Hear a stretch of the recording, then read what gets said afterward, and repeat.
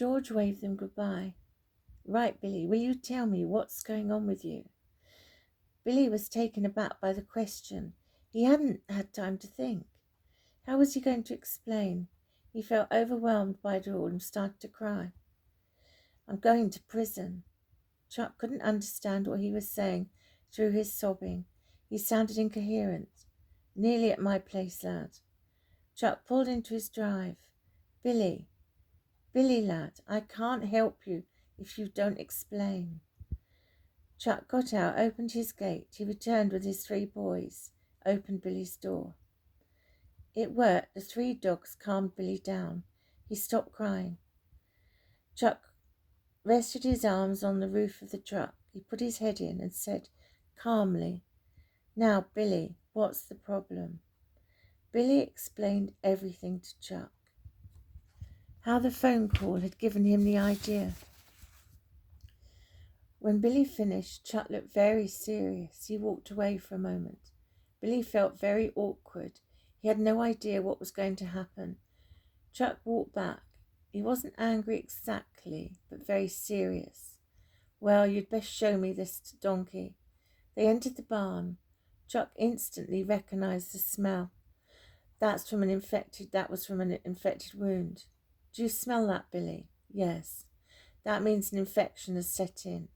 It's all right, lad, don't panic. Chuck looked her over. She had scar tissue, open wound, and on her rump the infected wound. Antibiotics should sort that out. Listen, Billy, she's malnourished, not as strong as I'd like. Billy, see you listen, son. All we can do is pray and try our best. You need to hear me, Chuck. Chuck faced Billy and held his shoulders. It's important you understand. She's underweight, lost muscle tissue, no exercise. I expect, and the infection. Do you see what I'm saying? Yes, sir. We could lose her. Chuck stood up. Billy knew it was not the time to talk. Chuck was pacing backwards and forwards, talking to himself. I can't do it. I just can't do it. We're going to Scotland in 2 weeks. I can't see it. Billy, I'm sorry. I just can't see it working. Billy said nothing. Just a tear ran down his face. I'm sorry. What's that? I'm sorry I've made everything worse. He wants to, well, you know. I heard him telling another man.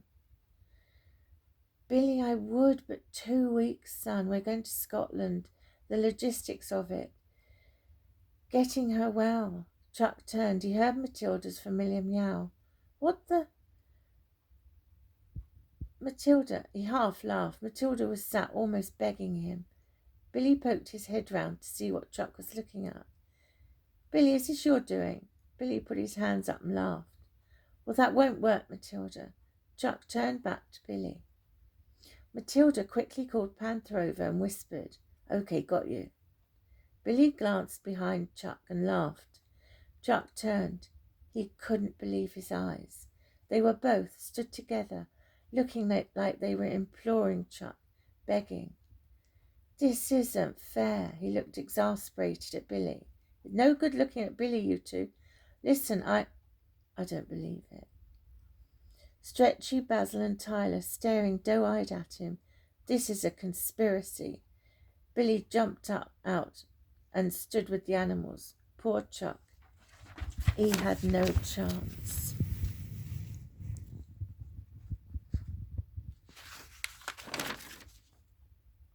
So am I to believe you've acquired me another donkey, More food, more expense, Is that right, Billy? Chuck winked. He was teasing. Billy half laughed. He wasn't quite sure if he was joking or not. Billy, what was that about prison? I'm going to prison for treason. Treason? Whatever for? I didn't stand for all of the national anthem. Chuck felt his eyes smart. Bless his heart. This little child absolutely believed he was going to prison, and yet he still rescued this donkey. He ruffled his hair. You're not going to prison. You might wish you were. Pardon? You've lots of work to do, my lad. After school every day, weekends, you have to help me fix this girl. Deal? Yes, sir, deal. They shook hands. Thank you. No more tears. Listen, lad, come on, we have to go and tell your parents. Do we have to? Billy. Yes.